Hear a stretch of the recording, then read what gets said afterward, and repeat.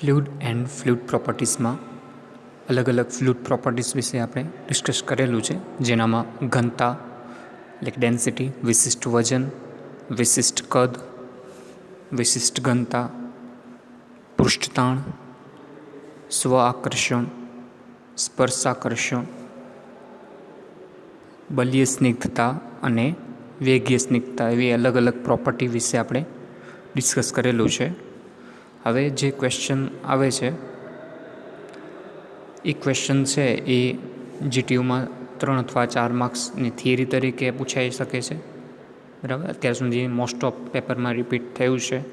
આ ચેપ્ટરમાંથી આ ક્વેશ્ચન હોય જ છે અને એનામાંથી શોર્ટ ક્વેશ્ચન પણ બનશે 2 માર્ક્સના. બરાબર, જે શરૂઆતના આપણા 14 માર્ક્સનો ક્વેશ્ચન હોય છે એ આખા થિયરીમાંથી શોર્ટ ક્વેશ્ચન પણ આવી શકે છે. તો ક્વેશ્ચન છે કે ફ્લૂઇડ એટલે શું અને ફ્લૂઇડનું વર્ગીકરણ જણાવો. બરાબર, ક્લાસિફિકેશન ઓફ ફ્લૂઇડ અથવા તો ટાઈપ્સ ઓફ ફ્લૂઇડ. તો ફ્લૂઇડ એટલે શું આપણે આગળ લેક્ચરમાં ડિસ્કસ કરી લીધું છે કે જે પદાર્થ છે એ વહી શકે છે. બરાબર, જેના વહેવાનો ગુણધર્મ છે એને આપણે ફ્લૂઇડ કહીએ છીએ. અને ફ્લૂઇડમાં આપણે કોનો સમાવેશ કરીએ છીએ તો પ્રવાહી અને વાયુ, જેટલા પણ પ્રવાહી અને વાયુ પદાર્થ છે બધાનો સમાવેશ આપણે ફ્લૂઇડમાં કરીએ છીએ. તો એની ડેફિનેશન થશે કે જે પદાર્થને શિયર સ્ટ્રેસ આપતા તેનું વહન થાય છે તેવા પદાર્થને ફ્લૂઇડ કહે છે. જે પદાર્થને શિયર સ્ટ્રેસ આપતા તેનું વહન થાય છે. બરાબર, શિયર સ્ટ્રેસ પણ આગળ આપણે ડિસ્કસ કરી ચૂક્યા છીએ. અને એટલે આ ડેફિનેશન જે છે એનામાં મેઇન 2 કીવર્ડ ક્યાં છે કે પદાર્થને શિયર સ્ટ્રેસ આપતા તેનું વહન થાય. બરાબર, એ 2 કીવર્ડ છે, એક તો શિયર સ્ટ્રેસ અને બીજું છે એનું વહન થાય. બરાબર, આ 2 વર્ડ આપણી ડેફિનેશનમાં આવવા જોઈએ. તો ફ્લૂઇડની ડેફિનેશન ખાલી 2 માર્ક્સમાં પણ પૂછાય છે કે ફ્લૂઇડ એટલે શું. તો જે પદાર્થને શિયર સ્ટ્રેસ આપતા તેનું વહન થાય છે તેવા પદાર્થો જે છે એને આપણે ફ્લૂઇડ કહીએ છીએ. પછી બધા જ પ્રવાહી અને વાયુ છે એનો ફ્લૂઇડમાં સમાવેશ થાય છે. બરાબર, ફ્લૂઇડમાં કોનો સમાવેશ થાય છે તો બધા જ પ્રવાહી અને વાયુનો જ. બરાબર, જ્યારે ફ્લૂઇડ શબ્દ આપણે સાંભળીએ ત્યારે એનામાં કયા પદાર્થો આવશે? ખાલી પ્રવાહી અને વાયુ પદાર્થો જ આવશે. બરાબર, ઘન પદાર્થ શું કામ નથી આવતા એ આગળના લેક્ચરોમાં આપણે ડિસ્કસ કરી ચૂક્યા છીએ. બરાબર, પછી પ્રવાહીના ઉદાહરણ આપણે લખી શકીએ પાણી, પેટ્રોલ, કેરોસીન, જેટલા પણ પ્રવાહી છે આપણે 2-3 એક્ઝામ્પલ એવા આપી શકીએ. બરાબર, અને બીજો વાયુ, તો વાયુનું એક્ઝામ્પલ હવા, ઓક્સિજન. હવામાં બરાબર બધા જ વાયુ આવી જાય, ઓક્સિજન, હાઇડ્રોજન, નાઇટ્રોજન, બધા જ વાયુ આવી જાય. એટલે જો આપણને ખાલી 2 માર્ક્સમાં ફ્લૂઇડ એટલે શું એટલું પૂછાય તો એની ડેફિનેશન લખવાની અને ફ્લૂઇડમાં કોનો સમાવેશ થાય છે એટલી ડિટેલ લખવાની. બરાબર, ફ્લૂઇડ એટલે કે જે પદાર્થને શિયર સ્ટ્રેસ આપતા તેનું વહન થાય છે તેવા પદાર્થને ફ્લૂઇડ કહીએ છીએ. ફ્લૂઇડમાં કોનો સમાવેશ થાય છે તો બધા જ પ્રવાહી અને વાયુનું ફ્લૂઇડમાં સમાવેશ થાય છે. બરાબર, પ્રવાહીમાં ઉદાહરણ લખવાના પાણી, પેટ્રોલ, કેરોસીન એ આપણે ગમે લખી શકીએ છીએ જે પણ આપણે ખ્યાલ હોય. બરાબર, વાયુમાં હવા, ઓક્સિજન, હાઇડ્રોજન. આટલું આન્સર આપણે 2 માર્ક્સમાં જો પૂછાય ખાલી ફ્લૂઇડ તો આટલું લખવાનું. બરાબર, હવે બીજું છે ફ્લૂઇડનું વર્ગીકરણ, ક્લાસિફિકેશન ઓફ ફ્લૂઇડ. બરાબર, તો એ પણ શોર્ટ ક્વેશ્ચન તરીકે 2 માર્ક્સમાં પૂછાય છે કે ખાલી ફ્લૂઇડનું વર્ગીકરણ જણાવો. બરાબર, તો એનામાં ડિટેલમાં એનું લખવાનું ન હોય, ખાલી એના ક્લાસિફિકેશન જ આપવાનું હોય કે કયા કયા ટાઈપ્સના ફ્લૂઇડ હોય છે. બરાબર, તો એનામાં ફ્લૂઇડનું વર્ગીકરણ એટલે ક્લાસિફિકેશન ઓફ ફ્લૂઇડમાં ફર્સ્ટ છે આદર્શ ફ્લૂઇડ. બરાબર, જેને આઈડિયલ ફ્લૂઇડ કહેવાય છે. પછી સેકન્ડ વન છે વાસ્તવિક ફ્લૂઇડ એટલે કે રિયલ ફ્લૂઇડ. બરાબર, ત્રીજું છે ન્યૂટોનિયન ફ્લૂઇડ. ચોથું છે નોન ન્યૂટોનિયન ફ્લૂઇડ. પાંચમું છે દાબશીલ અને અદાબશીલ ફ્લૂઇડ. બરાબર, તેવા 5 પ્રકારે આપણે ક્લાસિફિકેશન થાય છે.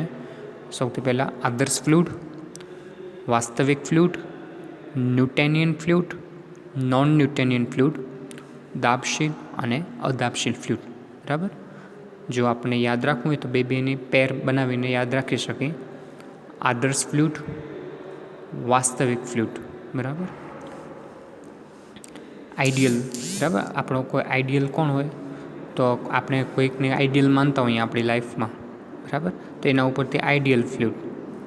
પછી એ વ્યક્તિ રિયલ લાઈફમાં આપણે કોઈને આઈડિયલ માનતા હોઈએ તો એ રિયલ ઉપરથી, રિયલ ને આઈડિયલ એ બે એકબીજા ઉપરથી યાદ રહી શકે છે, બરાબર. આપણી રિયલ લાઈફમાં આપણે કોઈને આઈડિયલ માનતા હોઈએ છીએ, તો ideal fluid and real fluid. પછી ન્યૂટન ઉપરથી બે નામ છે, ન્યૂટેનિયન ફ્લૂઇડ અને નોન ન્યૂટેનિયન ફ્લૂઇડ, બરાબર. અને લાસ્ટ વન છે દાબશીલ અને અદાબશીલ ફ્લૂઇડ. જો ખાલી ફ્લૂઇડનું વર્ગીકરણ પૂછાય 2 માર્ક્સમાં, તો ખાલી આપણે આ 5 જે નામ છે એ જ લખવાના આવે.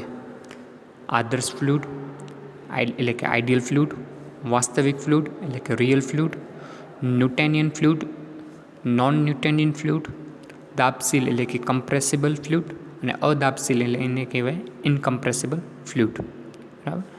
પણ જો આખી થિયરી તરીકે 3 અથવા 4 માર્ક્સમાં ક્વેશ્ચન પૂછાય તો એના બધામાં પણ ડિટેલ્સ લખવી પડે, બરાબર. એટલે આ જ ક્વેશ્ચનમાંથી અલગ અલગ રીતે ક્વેશ્ચન પૂછાઈ શકે છે. પર્ટિક્યુલર આપણને આદર્શ ફ્લૂઇડની વ્યાખ્યા પૂછી શકે, ખાલી વાસ્તવિક ફ્લૂઇડની વ્યાખ્યા પૂછાઈ શકે. તો આપણે આખી થિયરી પ્રિપેર કરી લેવાની, પછી એક્ઝામમાં જે રીતે ક્વેશ્ચન આવે એના પ્રમાણે એનું આન્સર લખવાનું, બરાબર. હવે આદર્શ ફ્લૂઇડ કોને કહેશું?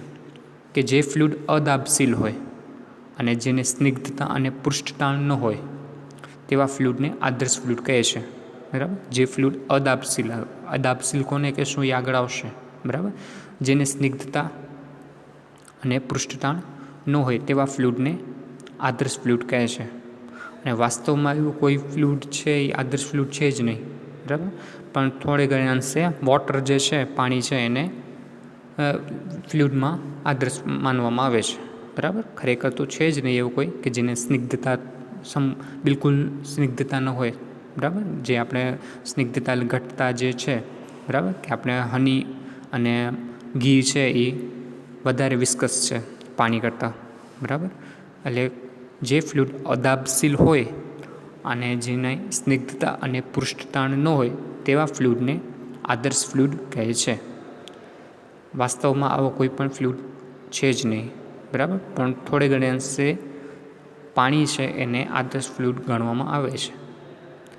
પછી વાસ્તવિક ફ્લૂઇડ, તો કુદરતમાંથી આપણે જેટલા પણ ફ્લૂઇડ મળે છે એ બધાને આપણે શું કહીશું? વાસ્તવિક ફ્લૂઇડ. એટલે કે રિયલમાં આપણને એ ફ્લૂઇડ મળી આવે છે, બરાબર. એટલે એના ઉપરથી નામ પડ્યું છે રિયલ ફ્લૂઇડ એટલે કે વાસ્તવિક ફ્લૂઇડ. એટલે બધા જ કુદરતમાં આપણે જે બધા જ પ્રવાહી અને વાયુ જે છે એને ફ્લૂઇડની કઈ કેટેગરીમાં મૂકી શકીએ આપણે? તો રિયલ ફ્લૂઇડ, બરાબર.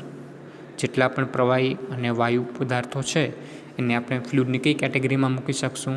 તો એ રિયલ ફ્લૂઇડ, બરાબર. એટલે કુદરતમાંથી મળી આવતા બધા જ ફ્લૂઇડ છે એને આપણે શું કહીએ છીએ? વાસ્તવિક ફ્લૂઇડ, બરાબર.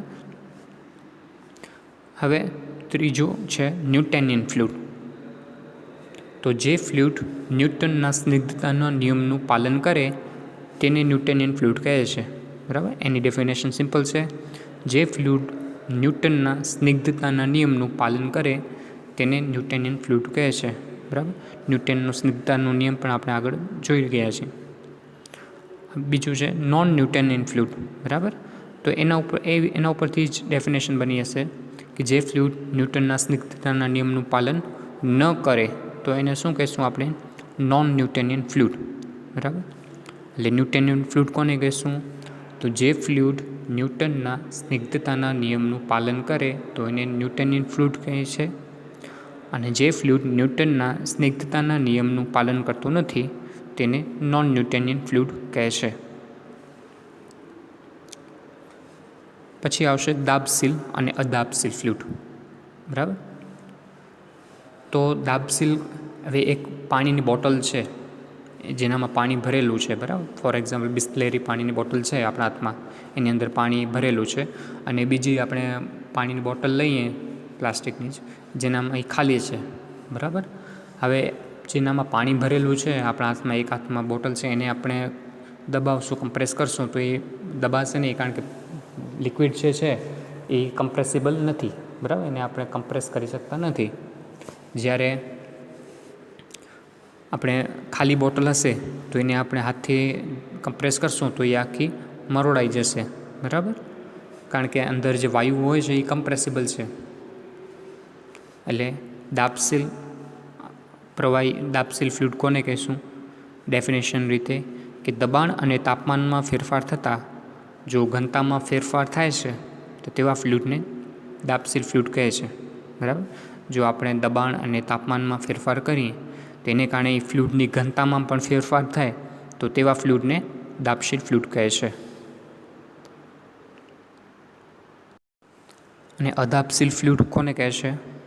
તો દબાણ અને ઘનતામાં ફેરફાર કરતાં દબાણ અને તાપમાનમાં ફેરફાર થતાં પદાર્થની ઘનતામાં ફેરફાર ન થાય તો તેવા ફ્લૂઇડને અદાબશીલ કહે છે, બરાબર. એટલે ઉદાહરણ તરીકે પ્રવાહી, બરાબર. એક હાથમાં આપણે ખાલી બોટલ છે જેનામાં પાણી ભરેલું નથી તો એનામાં શું હશે? હવા હશે, વાયુ હશે, બરાબર. તો એને આપણે હાથથી કમ્પ્રેસ કરી શકીએ છીએ. જો પાણીની બોટલ હશે જેનામાં પાણી ભરેલું હશે તો એ આપણે એને હાથથી કમ્પ્રેસ નથી કરી શકતા, બરાબર. તો એ જે છે દાબશીલ અને અદાબશીલ ફ્લૂઇડ છે.